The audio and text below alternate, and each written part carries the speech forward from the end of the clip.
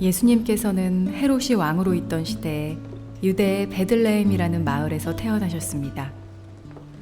그때 동쪽 나라에서 몇 명의 박사들이 예루살렘으로 왔습니다. 그들은 이렇게 물었습니다. 유대인의 왕으로 태어나신 아기가 어디 계십니까? 우리는 동쪽에서 그 아기의 별을 보고 아기에게 경배하러 왔습니다. 헤롯 왕은 이 소리를 듣고 깜짝 놀랐습니다. 예루살렘 사람들도 모두 놀랐습니다. 헤롯은 모든 대제사장들과 율법학자들을 불러 모으고 그리스도가 어디에서 태어나실 것인지 물었습니다. 그들은 대답하였습니다. 유대의 베들레헴이란 마을입니다. 예언자들이 이렇게 기록해 놓았습니다. 그러나 유대 지방에 있는 너 베들레헴아, 너는 유대의 통치자들 가운데서 결코 작지 않다. 내게서 한 통치자가 나올 것이다. 그가 나의 백성 이스라엘을 돌볼 것이다. 그 소리를 듣고 헤롯은 박사들을 조용히 불렀습니다. 그리고 별이 처음 나타난 때를 알아냈습니다. 그리고 박사들을 베들레헴으로 보내면서 말했습니다. 가서 아기를 잘 찾아보시오. 아기를 찾으면 나에게도 알려주시오. 그러면 나도 가서 그 아기에게 경배하겠소. 박사들은 왕의 말을 듣고 출발했습니다. 그러자 동쪽 나라에서 보았던 바로 그 별이 박사들 앞에 나타나 그들을 안내해 주었습니다. 그러다가 아기가 있는 곳 위에서 멈추어 섰습니다. 박사들은 별을 보자 매우 기뻤습니다. 그들은 아기가 있는 집에 들어가서 어머니 마리아와 함께 있는 아기를 보았습니다. 그들은 아기에게 무릎을 꿇어 경배를 드리고 보물함을 열어 아기에게 황금과 유향과 모략을 예물로 드렸습니다. 그리고서 그들은 꿈에 헤롯에게 돌아가지 마라 하는 명령을 받고 다른 길로 자기 나라에 돌아갔습니다. 자, 우리 가슴에 손을 얹고 믿음을 고백하고 오늘 하는 말씀 듣겠습니다. 제가 먼저 고백하겠습니다. 하나님은 나를 사랑하십니다. 나는 그 사랑 안에 있습니다. 하나님은 오늘 나에게 말씀하실 것입니다. 그 말씀에 능력이 있습니다. 그 말씀에 생명이 있습니다. 나의 마음을 하나님께 열겠습니다. 나의 생각을 예수님께 집중하겠습니다. 들은 만큼 변합니다. 들은 만큼 행복해집니다. 지난주에 커피 광고 드렸는데 오래 기다리셨다면서요. 하나님 여러분 진짜 사랑하시나 봐요. 이번 주에 커피 기계가 도네이션이 하나 들어왔어요. 그래서 좀 덜 기다리고 커피 드실 수 있어서 서울 드림교회에서만 드실 수 있는 시애틀 커피 드시고 가시기 바랍니다. 주님께서 오시는 사건 속에는 이상하게 실망스러움이 가득 차 있습니다. 이스라엘은 메시아를 오랫동안 기다렸죠. 나라를 잃은 다음에는 더욱 그랬습니다. 메시아가 오면 자신들의 나라가 회복될 거라고 생각했습니다. 그래서 간절히 기다렸습니다. 그런데 메시아가 막상 오셨을 때 아무도 그를 알아보는 사람이 없었습니다. 왜 그랬을까요? 예수님의 성탄, 그 거룩한 시장이 너무 실망스러워 보였기 때문입니다. 적어도 사람들이 보기에는 그랬습니다. 여러분, 왜 갈릴리입니까?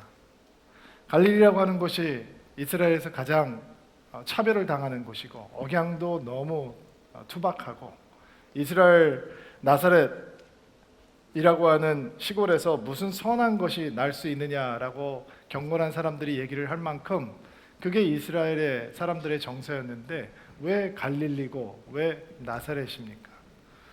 왜 결혼도 안 한 소녀입니까? 좀 눈에 띄는 사람이면 안 됩니까? 결혼을 앞둔 왕의 딸이라든지 어떤 권세가의 딸을 선택하고 그렇다면 예수께서 태어나실 때 조금 더 많은 사람들이 주목해 줄 수 있지 않았겠습니까? 왜 아무도 신경 쓰지 않고 중요하게 생각하지 않는 마리아입니까? 누가 그녀의 말을 믿어주겠습니까? 동정녀 탄생, 그 당시에 사람들이 우리처럼 생물, 과학 이런 거 배우지 않았다고 해서 그 당시에 사람들이 동정녀 탄생이라고 하는 것을 매우 쉽게 받아들이고 믿었을 것이다 라고 생각한다면 매우 큰 오해입니다.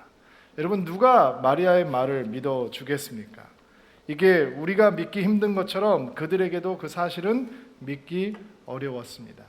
여러분, 왜 요셉이어야 합니까? 그가 다윗 왕의 후손이긴 하지만 몰락한 초라한 왕족, 먼 과거의 왕이었던 사람의 후손, 지금은 찢어지게 가난한 평범한 목수. 여러분, 오히려 더 서러운 시나리오 아닙니까? 메시아의 탄생, 그 소식을 천사들로부터 들었던 사람은 왜 목동이어야 합니까? 대제사장이면 안 되는 것입니까? 율법학자면 안 되는 것입니까? 유니버시티 오브 예루살렘 대학의 종교학부의 교수들만 다 모아놓고 그런 천사들의 찬송이 울려 퍼졌다면, 아니면 그 당시에 가장 유명한 랍비들이 있는 자리에서 천사들의 찬양 소리가 퍼졌다면 더 좋지 않겠습니까? 누가 목동의 말에 귀를 기울이겠습니까? 이스라엘에서 목동이라고 하는 직업은 가장 천대받는 직업이었습니다. 어느 정도로 천대받는 직업이냐면 목동은 유대 법정에서 증인으로 선택될 수 없었습니다. 그 정도로 하찮은 사람들의 무리, 목동에게 천사들의 찬양이 먼저 들려왔습니다. 마리아도 초라하고 요셉도 초라하고 나사렛도 초라하고 베들레헴도 초라하고 마구간도 초라하고 목동들도 궁상스럽고, 왜 이렇게 예수님께서 오시는 길이 실망스럽고 초라한지 보고 있는 우리들의 마음이 속이 상하기까지 합니다. 이스라엘 전체에 예수님을 맞을 사람이 이렇게 없단 말입니까? 하나님이 오시는데 누울 곳이 없어서 마구간으로, 왕 중의 왕께서 이 땅에 임하시는데 따뜻한 이불 하나 깔아드리지 못해서 말 밥그릇으로 대신 쓴다고 하는 말이 어떻게 말이 되는 이야기입니까? 정말 실망스럽습니다. 이런 상황도 실망스럽지만 이런 상황을 연출하고 계시는 하나님에게조차 우리는 약간 마음이 상하기도 하고 하나님을 향해서도 실망스러운 마음을 느끼게 됩니다. 그런데 이런 실망스러운 사건 속으로 아주 먼 나라로부터 오랜 시간 동안 여행을 해서 오고 있던 소수의 무리의 사람들이 있었습니다. 바로 우리가 흔히 동방박사라고 얘기를 하는 이방인들이었습니다. 개역 성경에는 동방이라고 하는 표현을 썼고 쉬운 성경에는 동쪽으로부터 그들이 왔다라고 얘기를 하죠. 그 동방이 어디인지, 바벨론인지 메대인지 아니면 아라비아 지방인지 분명하지는 않습니다. 가끔씩 그 동방이 내가 한국이라고 생각하는 말하는 사람이 있긴 한데 그거는 정말 너무 과한 주장이라고 생각합니다. 가능성은 희박합니다. 박사라고 얘기를 하니까 보통 공부를 많이 한 박사학위 소유자다라고 생각을 하기가 쉬운데, 그 박사라고 표현하는 단어 자체가 마고스 마고이라고 하는 단어 자체가 당시에 어떤 언어를 상징하냐면 어떤 제사장 무리들, 특별히 별을 공부하고 철학을 공부하는, 천문학을 공부하는, 물론 주술과도 조금 연결이 되어 있었겠죠. 이런 사람들의 무리를 박사다라는 단어로 표현을 했던 것 같습니다. 그들의 정체에 대해서 우리가 시원하게 알지는 못하지만 오늘 마태복음 2장의 본문을 보면 우리가 확실하게 알 수 있는 것들은 몇 가지 있습니다. 첫째, 그들의 여행의 목적입니다. 그들은 이스라엘에서 태어나신 크신 왕을 만나고 예배하기 위해서 왔습니다. 그 왕을 배알하기 위해서 왔다는 것이죠. 또 그들의 길을 인도해 주고 있었던 내비게이션이 바로 하늘에 나타난 큰 특별한 별이었다는 것입니다. 여러분과 저에게 어떤 천문학적인 특별한 지식이 없어서 그 당시 예수님 당시에 그 우주에서 어떤 특별한 천문학적인 현상이 나타났는지 제가 설명을 한들 알아들으시겠어요? 설명을 하고 있는 사람도 제대로 알겠어요. 다만 확실한 것은 별을 연구하고 있던 그들에게 어떤 특별한 별이 나타났고, 그 별은 그 당시 동방세계에서 사람들이 널리 알고 있던 어떤 특별한 메시아가 태어날 거라고 하는 특별한 사건과 연결이 돼 있다라고 하는 확신을 가지게 되었고, 먼 나라에서 살고 있는 그들이 그 당시에 여행이라고 하는 것은 만만한 일이 아닌데 굉장히 많은 위험을 감수하고 가야 되는 건데 짐을 다 싸고 특별한 선물을 준비해서 그 별을 따라 나서지 않으면 안 될 만큼 어떤 그들에게는 특별한 사건이었다라고 여러분들께서 이해하시면 될 것 같습니다. 설레는 마음으로, 두근두근거리는 마음으로, 저 별을 따라가야겠다라는 마음으로 그들은 여행을 시작을 합니다. 그리고 별을 따라 이스라엘에 도착한 그들은 매우 상식적인 선택을 하죠. 아마 우리가 그 여행에 함께 있었어도 우리도 비슷한 선택을 했을 거라고 생각을 합니다. 이스라엘에 별이 도착을 하자 그들은 주저하지 않고 왕이 살고 있던 왕궁을 찾아갑니다. 왜 아니겠습니까? 이스라엘의 위대한 왕이 태어났다면 그 왕은 당연히 왕궁에 계실 것이고, 그 왕을 만나기 위해서 첫 번째 그들이 가야 할 곳은 이스라엘의 왕이 살고 있는 왕궁이지 않겠습니까? 그리고 지금 태어나신 이 이스라엘의 위대한 왕이 어디 계시냐라고 물어보니까 왕궁은 발칵 뒤집힙니다. 왜냐하면 그 당시에 이스라엘의 왕은, 분봉왕은 헤롯이라고 하는 사람이었는데, 이 헤롯이라고 하는 사람이 정통 왕조에서 태어나서 왕이 된 사람이 아니라 그 사람이 에돔 사람인데 이 이방 정복 세력에게 막대한 뇌물을 주고 아부를 해서 권력을 차지하고 그 권력을 유지하고 있던 사람이었기 때문에, 그리고 그 권력을 유지하기 위해서 자기의 친족을 죽이고 자기 형제까지도 죽이기를 마다하지 않는 아주 포악한 왕이었기 때문에 이스라엘의 왕으로 태어나신 이가 어디 있느냐라고 하는 소리를 듣자마자 내 왕권이 흔들리는 거야 라고 하는 사실 때문에 갑자기 긴장을 했죠. 여러분은 그 뒷이야기를 알고 계시죠? 베들레헴에서 왕이 태어날 것이라고, 아기가 태어났다라고 하는 소식을 듣고 2살 미만의 아이들을 싸그리 죽여버릴 만큼 아주 엄청난 포악한 왕이었는데, 지금 왕이 어디 계십니까? 라고 하는 얘기를 듣고 왕국이 발칵 뒤집혔습니다. 그리고 그게 도대체 무슨 말인지 자초지경 설명을 들은 다음에 대제사장들과 그리고 율법을 연구하는 학자들에게 700년 전에 주어졌던 예언의 말씀, 미가서에 나와 있는 예언의 말씀을 보면 베들레헴에서 메시아가 태어나실 것이다 라고 하는 말씀을 확인을 하고 동방 박사들에게 이렇게 당부를 합니다. 베들레헴에서 그 아이가 태어난다라고 얘기를 하는데, 내가 당신들을 베들레헴으로 보낼 테니까 거기에 가서 그 아이를 찾고 그 아이를 예배하고 그 아이를 예배한 다음에 반드시 나에게 돌아와서 그 아이가 어디에 있는지 나에게 정확하게 알려주십시오. 왜냐하면 나도 그 아이를 예배하기 원하기 때문입니다. 근데 완전 거짓말이었죠. 나중에 거기에서 태어난 아이들을 다 죽여버리는 엄청난 살상극이 벌어지게 되는 것입니다. 그리고 동방의 박사들이 이스라엘까지 인도해 주었던 그 별을 다시 따라서 베들레헴으로 가게 됩니다. 이게 왜 이렇게 헷갈렸을까? 가까워요. 이스라엘하고 예루살렘하고 베들레헴이 굉장히 가까워요. 여러분 성지순례 가보면 진짜 눈 깜짝할 새게 들어가거든요. 아마 그 당시에는 걸어 다녔지만 그럼에도 불구하고 그 별이 서 있던 로케이션이 아마 동방 박사들에게 굉장히 헷갈렸던 것 같아요.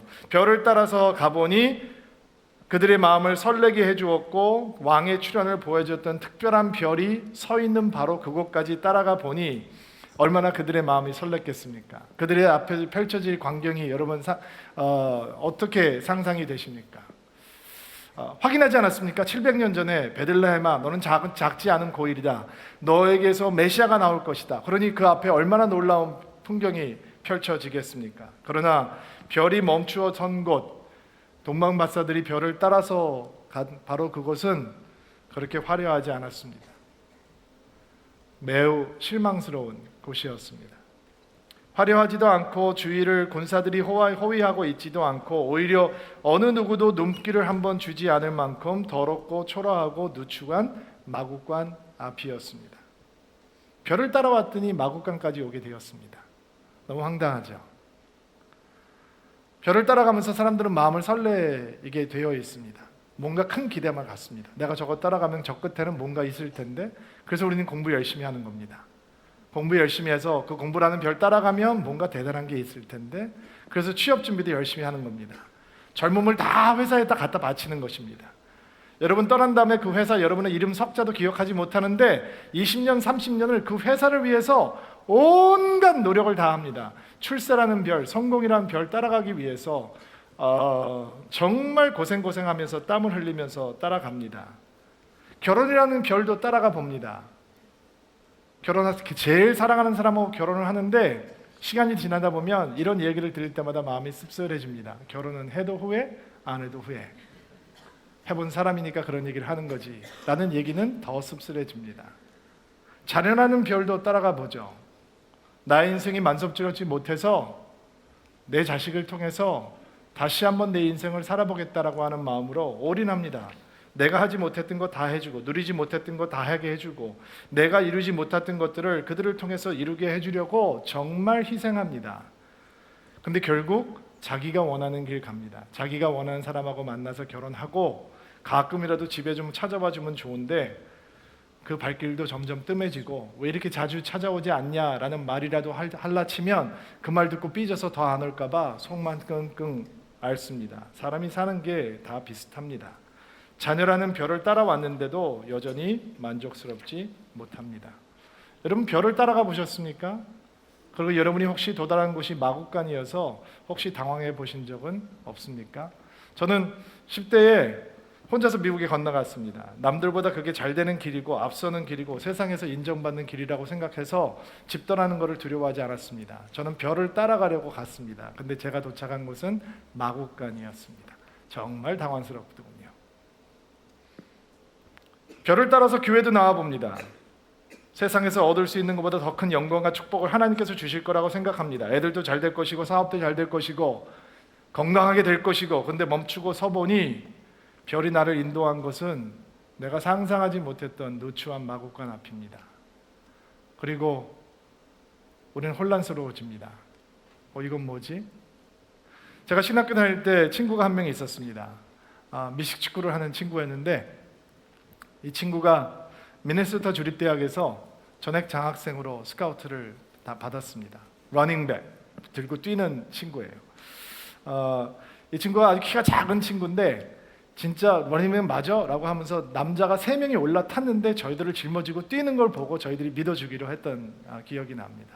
그런데 고등학교를 졸업하고 대학 입학하기 전에 여름방학 때 친구들과 어디에 놀러 갔다가 집에 돌아오는 길에 음주운전을 하고 있던 어떤 사람이 와서 차를 들이받고 그의 무릎이 다 산산조각이 나와버렸습니다.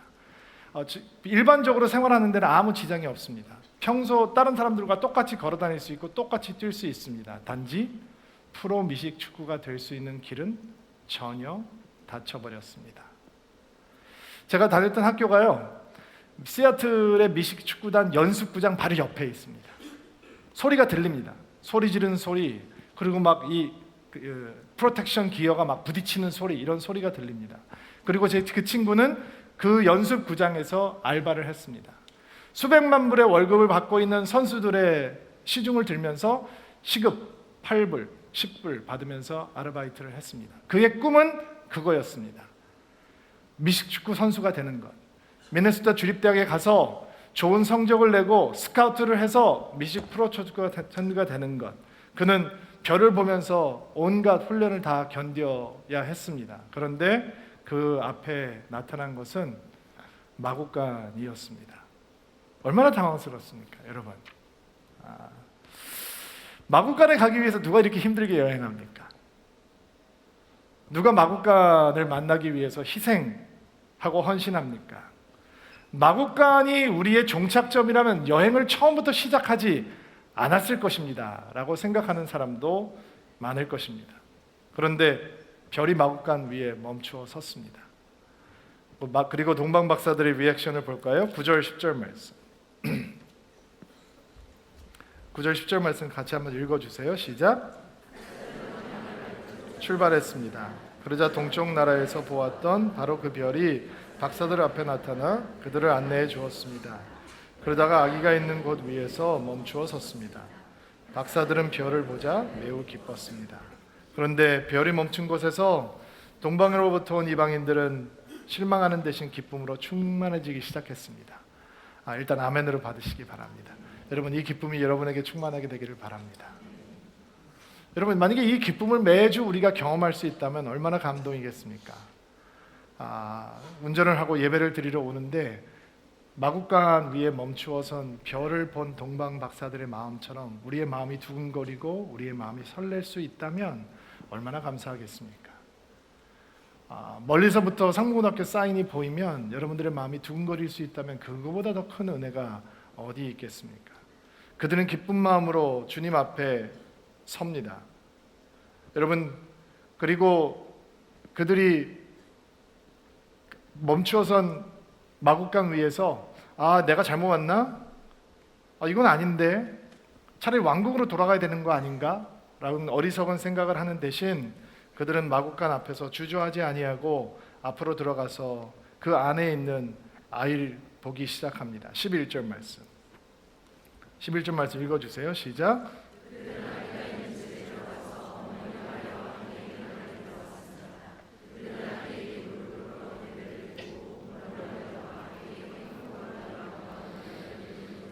자, 주저하지 않고 들어가죠. 우리가 놓치지 말아야 될 표현이 여기 하나 등장하고 있는데 무릎을 꿇어 경배를 드리고 라고 하는 표현입니다. 옛날 개혁 성경에는 엎드려 경배했다라고 표현을 했고 하나님께 예배할 때 등장하는 바로 그 표현입니다. 단순한 존경심을 표하는 수준을 넘어서 예배하고 경배하는 모습을 보여주기 위한 표현이 여기서 이야기하고 있는 무릎을 꿇고 경배했다라고 하는 표현입니다. 마리아를 예배한 것이 아닙니다. 마리아 품에 안겨있는 혹은 말구 위에 누워있는 아이를 예배했습니다. 아직 아무 말도 하지 못하는 아기 예수를 향해서 그들은 주저하지 않고 엎드려서 경배하기 시작했습니다. 그리고 예수님 앞에서 그들의 보물함을 열어서 선물, 예물을 드렸습니다. 선물이 3개이기 때문에 우리는 동방박사가 3명이라고 생각을 하는 거죠. 동방박사들이 복수이기는 하지만 몇 명이 왔던 것은 확실하지 않은데 여기에 등장하고 있는 선물이 3가지이기 때문에 한 사람이 한 가지씩 가져왔다라고 생각을 하는 거예요. 이게 얼마나 놀라운 경배였는지 한번 생각해 보시기 바랍니다. 여러분, 만약에 헤롯의 왕궁 같은 곳에 예수님께서 누워 있었다면 그 자리에서 보물함을 여는 것은 망설일 필요가 없었을 것입니다. 당당했을 것입니다. 어울렸을 것입니다. 그러나 지금 마국간 앞에서 아주 지극히 초라한 마리아와 요셉과 함께 있는 어린 예수를 향해서 보물함을 연다라고 하는 것은 혹시 어울리지 않는다라고 하는 생각은 들지 않습니까? 말구 위에 누인 어린 예수에게 이런 과한 선물이 필요한가라고 생각하지 않나요? 실제로 많은 사람들이 마국간에 이런 귀한 선물을 내려놓는 것은 과하다라고 생각을 합니다. 아니, 조금 더 그 표현을 솔직하게 풀어보자면 많은 사람들이 하나님을 그렇게 대하는 것은 과하다라고 생각을 합니다.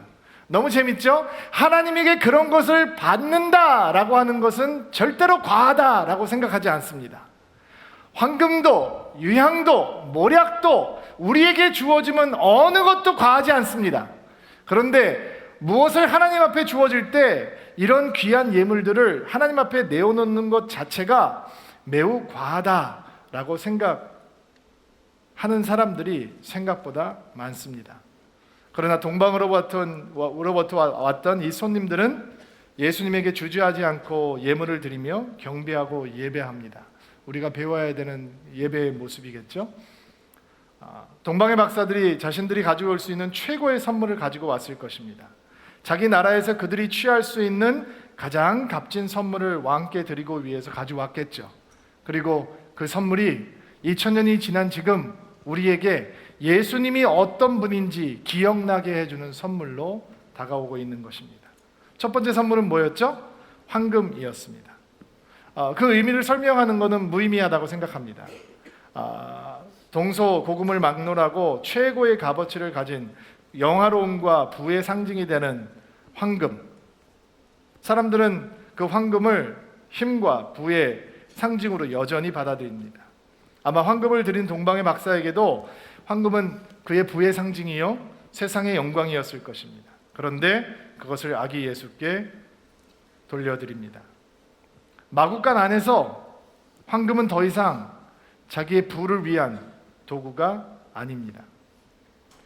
마국간 밖에서는 황금을 가지고 있는 순간 자기를 과시할 수 있고 자기의 능력을 자랑할 수 있고 자기의 부유함을 의지할 수 있을지 모르지만 마국간 안으로 들어가서 아기 예수 앞에 엎드려 경배를 하는 순간 세상에서의 욕심과 굴레를 우리에게 얹어주는 황금이 바로 예수님을 예배하는 통로로 변해버리게 되는 것입니다.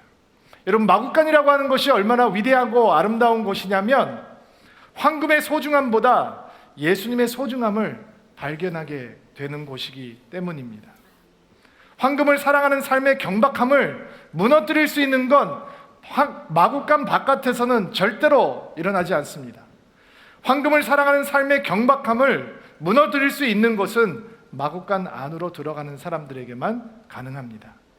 하나님으로부터 우리를 멀어지게 하는 황금을 통해서 오히려 하나님을 사랑하고 하나님을 예배하고 하나님을 경배하고 하나님으로부터 우리를 끌고 나오려고 하는 황금의 힘을 오히려 하나님께 가까이 갈 수 있는 도구로 삼을 수 있는 것은 마구간 밖에서는 불가능합니다. 마구간 안으로 들어가는 사람들에게만 가능하죠. 황금을 사랑하는 마음으로는 예수님을 사랑하지 못하고 황금에 집착하는 마음만으로는 예수님 앞에 기쁘게 엎드려 예배하지 못하기 때문에, 그리고 마구간 바깥에서는 절대로 예수님이 황금보다 귀해질 수 없기 때문에 믿음으로 마구간 안에 들어가는 사람들은 그 안에 누인 보잘것없어 보이는 어린 아기 예수 앞에서 자기가 가장 소중하게 생각하는 황금이 그분 앞에 드리기에 너무 초라한 선물이라고 깨닫는 순간 자기에게 세상에서는 가장 귀중하다고 하는 황금을 예수님 앞에 내가 당신을 사랑하고 당신을 경배합니다 라고 하는 도구로 주님 앞에 드릴 수 있는 것입니다. 세상에서는 황금을 나의 힘, 세상의 영화로움을 기억나게 해주는 선물이라면 마구간 안으로 들어가는 순간 우리의 손에 쥐어진 황금은 예수님의 존귀함을, 그분이 우리에게 왕으로 오신 하나님이라는 사실을 겸손하게 고백하는 예배의 도구로 변하게 되는 것입니다. 여러분, 이런 은혜가 여러분들 가운데 있게 되기를 주의 이름으로 축복합니다. 여러분, 교회 다니시면서 하나님께 뭔가 아깝다고 느껴보신 적 있습니까? 있으시겠죠. 아직 마구간 밖에 계신 겁니다. 마구간 안에 들어가면 여러분이 가진 것의 소중함보다 예수의 소중함을 먼저 보게 됩니다. 여러분, 아직 헌금하는 거에 기쁨을 못 배우셨습니까? 그러면 여러분 아직 마구간 밖에 계신 겁니다. 마구간 안에 들어가시면 내가 헌금을 드리는 것이 얼마나 보잘것없고 초라한 것인지, 그분께서 내가 가진 것을 다 가지셔도 나는 더 드릴 수밖에 없다라고 하는 겸허한 마음을 배우게 되는 것입니다. 때때로 교회에서 헌금에 대해서 가르치고 11대에 대해서 얘기할 때 여러분 마음이 불편하십니까? 그렇다면 여러분은 아직 마구간 밖에 계신 것입니다. 마구간 안에 들어가면 여러분의 가진 것에 대한 집착이 아닌 여러분을 위해서 이 땅에 오신 왕 중의 왕이요 만주의 주가 되신 예수님의 소중함이 보이기 시작합니다. 그 예수님 앞에 나의 인생을 드릴 수 있고 나의 열정을 드릴 수 있고 나의 젊음을 드릴 수 있고 나의 모든 것을 드릴 수 있을 때, 그때 마구간이 우리에게 가져다 주는 은혜를 누리게 되는 것입니다. 경험할 수 있게 되기를 주의 이름으로 축복합니다. 두 번째 선물은 유향입니다. 순수한 향이라고 하는 뜻이죠. 구약에서 대부분 향이 쓰이는 곳은 하나님을 예배하는 것과 긴밀하게 관계가 있습니다. 그래서 향은 백성들이 마음대로 사용할 수 없고 오직 하나님을 향해서만 쓰여졌습니다. 유향은 하나님을 온전히 예배할 때 드려지는 것입니다. 하나님을 기뻐할 수 있는 선물, 예수님께 필요한 합당한 예배를 올려드리는 선물이 바로 유향이었습니다. 세 번째 선물은 모략이라고 하는 선물이었죠. 모략은 시신을 닦아서 장사할 때 쓰는 향료였습니다. 죽음을 준비하는 향료가 이제 만왕의 왕이요 만주의 주가 되신 예수님을 예배하는 선물이 되었습니다. 이제 이제 마리아를 몸을 통해서 태어나신 어린 예수가 앞으로 어떤 죽음을 당할지 예고처럼 보여주시는 하나님의 계시의 장면입니다. 모든 사람들이 가장 두려워하는 것이 무엇입니까? 죽음입니다. 그 죽음 앞에 모든 인생이 좌절하고 낙심하고 두려워합니다. 그런데 이 모략이라고 하는 선물이 주님 앞에 주어지면서 죽음까지도 정복하시는 예수 그리스도, 할렐루야, 그분의 죽음을 통해서 우리는 죽음을 정복하는 사람이 될 것이고, 그분의 죽음을 통해서 우리는 영원한 생명을 누리는 사람이 될 것이고, 죽음에 쏘는 것을 예수께서 제하여 버릴 것이고, 죽음의 권세를 예수께서 무너뜨려 버릴 것이고, 우리는 죽음 앞에서조차 예수 그리스도라고 하는 하나님의 선물 때문에 더 이상 눈물을 흘리지 않는, 그래서 아름다운 놀라운 생명의 열매를 딸 수 있는 삶을 살 수 있다라고 하는 것이 모략이라고 하는 선물을 통해서 보게 되는 것입니다. 여러분, 별을 따라다니지 마시고 별이 멈추어선 그 마구간 안으로 들어오시기 바랍니다. 하늘을 버리고 이 땅에 오신 예수님을 바라보시기 바랍니다. 우리의 하나님이십니다. 여러분에게 모든 것을 주기 위해서 이 땅에 오신 분이십니다. 그리고 그분 앞에 엎드리시기 바랍니다. 그분 앞에 경배하시기 바랍니다. 당신의 왕은 예수 그리스도이십니다. 여러분이 가지고 있는 모든 것의 주인은 예수 그리스도이십니다. 마구간이 하나님께서 우리를 인도하신 것이라고 확신할 수 있는 건, 내가 그 주 앞에 무릎을 꿇고 엎드리는 순간 나의 어떤 것도 주 앞에서 아깝지 않다라고 고백하게 되는 것입니다. 우리가 주 앞에 엎드리는 순간 우리가 가진 모든 것은 주님을 예배하는 통로가 되는 것입니다. 우리가 마구간 밖에 머무를 동안에는 우리가 가진 어떤 것도 주를 향해 다가갈 수 없는 장애물이 됩니다. 그것 때문에 주를 못 만납니다. 너무 건강해서 주를 못 만나고, 너무 부자라서 주를 못 만나고, 너무 공부를 많이 해서 주를 못 만납니다. 그러나 머구간 안으로 들어가는 순간 우리가 배웠기 때문에 주님 앞에 무릎을 꿇을 수 있을 때 우리의 지식이 주를 예배하는 통로가 될 것이고, 우리의 가진 것이 주를 예배하는 통로가 될 것이고, 우리의 젊음이 주를 예배하는 통로가 될 것이고, 우리의 열정과 은사가 주를 예배하는 통로가 되는 것입니다. 우리를 받으실 분은 오직 예수 그리스도밖에 없기 때문입니다. 여러분, 동방박사들이 보물함을 열어서 아낌없이 주를 예배합니다. 그 결과는 무엇입니까? 12절 말씀 마지막으로 같이 한번 읽어볼게요. 12절 시작.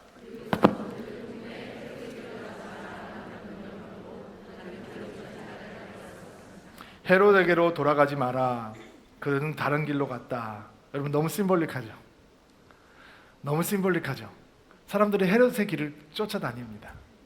세상의 길, 영광의 길, 부의 길, 성공의 길, 자기를 과시하는 길, 자기를 팽창시키는 길, 남들보다 앞서는 길, 남들보다 더 자랑하고 싶은 길, 다 헤롯의 길입니다. 마구간 바깥에 있는 사람은 결국 헤롯의 길로 돌아가게 되어 있습니다. 그런데 동방 박사들이 마구간 안으로 들어가서 너무 초라해 보이는 예수 앞에 자신의 가장 귀한 것을 드리고 엎드려 경배하고 나니까 하나님께서 어떤 은혜를 주시느냐? 다시는 헤롯의 길로 돌아가지 않게 해줍니다. 할렐루야! 여러분, 예수 만난 사람은 세상의 길로 돌아갈 수 없는 겁니다. 예수를 만난 사람은 세상의 길로 돌아갈 수 있는 것을 거부할 수 있게 되는 것입니다. 다른 길을 갈 수 있게 되는 것입니다. 하나님께서 보여주시는 길, 말씀이 인도하는 길, 성령께서 인도하시는 길을 갈 수 있는 하나님의 사람들은 마구간 안으로 들어가서 초라하게 누워있는 아기 예수 앞에 당신이 나의 하나님이시요, 당신이 나의 왕이시요, 당신이 나의 주인이시요, 나는 당신 앞에 나의 인생을 드려도 결코 후회함이 없습니다 라고 예배를 하고 일어난 사람은 세상의 길로 가지 아니하고 하나님께서 인도하시는 길로 갈 수 있는 줄로 믿습니다. 여러분, 예수님의 소중함을 보는 사람들, 황금도 유약도 모략도, 아니 그 어떤 소중한 것들도 그것은 단지 예수님을 기억하는 선물에 불과한 것입니다. 여러분, 여러분의 인생을 다시 한번 주님 앞에 드리시기 바랍니다. 주님, 나는 주의 것입니다. 주를 엎드려 경배합니다. 주님, 제가 젊습니다. 나의 젊음은 주를 기억하기 위한 선물입니다. 주님, 제가 열정이 있습니다. 하나님, 내 열정은 주를 기억하기 위한 선물입니다. 하나님, 저에게 재정이 좀 넘칩니다. 내가 쓰는 것보다 넉넉하게 있습니다. 하나님, 그것이 주님을 기억하기 위한 선물이 되기를 바랍니다. 하나님, 내가 몹시 지혜롭습니다. 하나님, 내가 공부를 잘하고 열심히 했습니다. 많이 했습니다. 그러나 나의 지식도 주님을 기억하기 위한 선물입니다. 하나님, 나에게 보석 같은 자녀가 있습니다. 그러나 그 자녀도 주를 기억하기 위한 선물입니다. 나에게 엄청난 은사들이 있습니다. 그러나 그 은사가 주님, 예수님을 기억하기 위한 선물이었습니다. 그것을 고백할 수 있는 여러분들이 되기를, 드림인들이 되기를, 주의 오심을 기다리는 우리 가운데 그 은혜가 충만하게 되기를 예수님의 이름으로 축복합니다.